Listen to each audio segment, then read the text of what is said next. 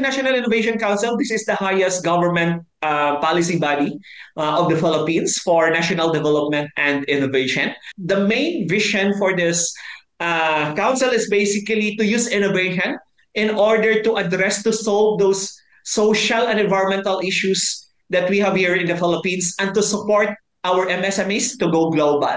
Social innovation as a platform to uplift the millions of Filipino to be out of poverty and basically to use also the creativity of Filipino to boost the creativity of the Filipino kasi alam natin yung lumabas sa PISA ngayon na isa tayo sa mga pinakamababa in terms of creativity. So we want to mainstream that, the innovation to every Filipino. So yun yung scope niya. And then yun, mayroon, beyond the policy making na ginagawa namin is we are also supporting our MSMEs through like this year we're going to launch the Philippine Innovation Award. So this is a presidential or we called it also a Nobel Peace Prize Award for Philippine Innovator na sobrang laki ng premyo. We will launch it this October.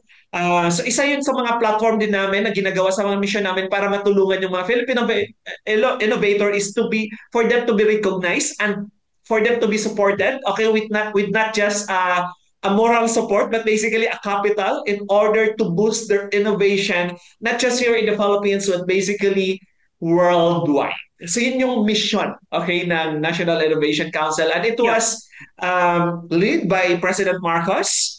And some of the members are cabinet secretaries who are also part of the National Innovation Council. Our president is gusto niya na there is an innovation sa lahat ng serbisyo na gagawin ng gobyerno. It should be innovative in order na mapabilis natin yung paglago or pag-unlad ng ating bansa.